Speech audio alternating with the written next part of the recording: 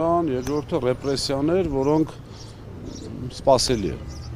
Բնականաբար, եթե ձգտում ես իշխանության ու նամանավանդ իշխանությունը այսպիսի թույլ իշխանություն է,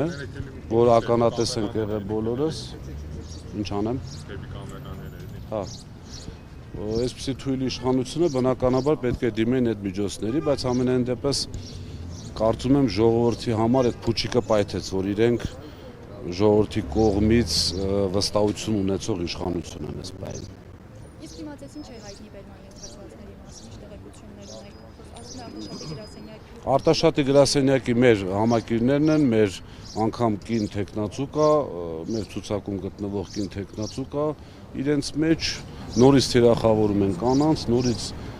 ճիշտ ասած տեղյակ չեմ, բայց համոզված եմ հերթական այսպես ոչ եթերային ասեմ սարքոցին է։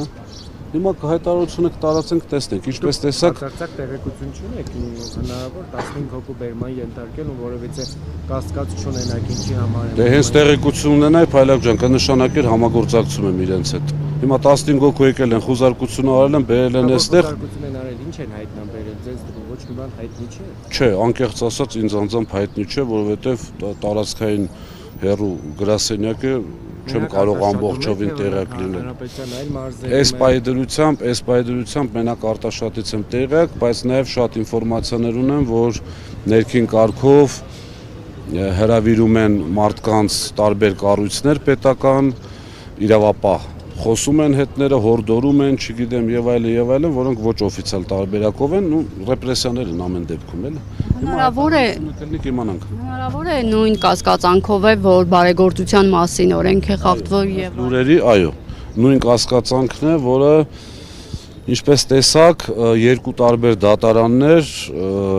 անգամ այսպիսի ճնշման համոզված եմ, որ ճնշում է եղել, բայց անգամ այդպիսի ճնշման դեպքում չկարողացան անգամ տնային կալանք տալ մեր աղջիկներին, որովհետև փաստական հիմք որպես այդպիսին չկա։ Դատարաններն էլ կամաց-կամաց սկսեն հասկանալ, որ պետք է իրականում արդարադատություն լինի։ Հունիսի 8-ից հետո մենք դատախազներին էլ կազատենք այդ լծից, քննիչներին էլ կազատենք այդ լծից, որովհետև չի լինելու այլևս իրավապահ մարմինների աշխատանքի խոչընդոտում կամ պատվերներ։ Պարոն Հազինյան, եւ այս իրողություններին զուգահեռ իշխանության ներկայացուցիչները նշում են, որ ընտրակաշառքի բաժանում Հայաստանում չի լինելու, բացառվում է։ Ինչ է կարծում, նրանց այս հայտարարությունները ում են ուղղված եւ ինչպես է կմեկնաբանվում։ Ես ուզ ասեմ, ես իշխանությունների հետ ունեմ 100% տարաձայնություն, բայց գտել եմ միտեղ, որտեղ իրենց հետ համակարծիք եմ, եթե իրենք ազնիվ են։ Դա այո, կաշառք, ընտրակաշառք չբաժանելն է։ Մեզ մոտ կա քաղաքական որոշում, փետրվարի 8, եթե չեմ սխալվում, նախագահի այդ հրամանագրից հետո ուժեղ Հայաստան կուսակցությունը ունի քաղաքական որոշում եւ տաշիր բարեգործական իմաստով եւ ընդհանրապես, որովհետեւ գիտեք, մեր կուսակցության շատ անդամներ չհայտարարվող բազմաթիվ բարեգործություններ են արել, նաեւ անձնական, այսինքն առանց իրենց անունների, անգամ դա են կանգնեցրել բոլորս։ Որպեսզի չեմ կարող ասել, հիմա տեսեք մեծ կուսակցություն է, մի քանի տասնյակ հազար մարդ արդեն համակիրներով, կուսակցականներով, ես որտեղից իմանամ մեկ անձնական ժամանակին իր հորեղբոր որդուն կամ չգիտեմ ինչ-որ մեկին մի հատ փոքր հին հեռուստացույց ունեցել, խոստացել է, թե չէ։ Պատկերացրեք, այսինքն այստեղ խնդիրը համակարգվածության մասին է։ Հիմա պատկերացրեք մի իրավիճակ, իրենց մոտ բազմաթիվ այսպես կոռուպցիայի դեպքեր բացահայտվեցին, ինչքան էլ չբացահայտվեցին, չէ՞ իրենց փոքրիկ խմբակի մեջ։ Հիմա եթե մի հատ հարկայինի տեսուչ կաշառքա վերցրե, թող վարչապետը հրաժարական տա։ Եթե այդ լոգիկայով են գնում։ Մենք հայտարարում ենք, որ ուժեղ Հայաստան կուսակցությունը դեմ է ընտրակաշառք բաժանելուն, անգամ խոստանալուն եւ յուրաքանչյուր մարդ, որ այդ քայլը կանի, ինքը մեզ էլ է դեմ, այսպես ասած։ Հիմա դրանից հետո արդեն մի դեպք ինչ-որ եթե անգամ, նորից եմ կրկնում, չկա այդպիսի բան, եթե անգամ ինչ-որ մեկին նվեր տա,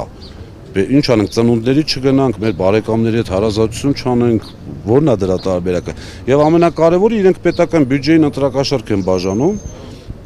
մեր կողմից վճարված հարկերից ընտրակաշառք են բաժանում, բոլորն են հասկանում, չէ՞։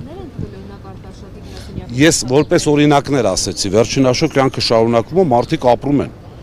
Հիմա նորից կրկնում եմ, բազմաթիվ մարդկանց օգնել են, այսպես աստվածաշնչյան 10-րդ են տվել։ Հիմա կներեք, դա էլ են կանգնացրել, այսինքն ոչ մեկի հետ այլևս ես որպես օրինակ եմ բերում, մնացածը արդեն Համատարած մարդկանց ձայնագրում են ունեք մտավախություն, որ կարողա ձեզել են գաղտնալսում, ոչ միայն մտավախություն եմ, այլ նաև համոզված եմ։ որ ձեզ գաղտնալսում։ Այո, եւ շատ դեպքերում բաց գծով էլ խոսում եմ, որովհետեւ չեմ անում եւ չեմ խոսում մի բան, որը հակաօրինական է։ Ինչպես նաև մեր քաղաքական թիմի շատ անդամներ։ Ես եմ շնորհակալ։ Ձեր փաստաբանական խմբի անդամներ կան ներսում։ Այո, երկու հոգու մեղադրանք առաջադրվել ինչքան տեղյակ եմ, այդ երկու հոգու փաստաբանները ներսում են։ Ես երկուսի մասին ինֆորմացիա ունեմ։ Երկրորդ ով է։ Չեմ կարող ասել անունը։ Ոչ թե չեմ ուզում ասել, այլ չգիտեմ։ Իսկ պատգամավորի տեխնացին ով է ձեր։ Մեր Հասմիկ Ամիրզադյան Արտաշատը։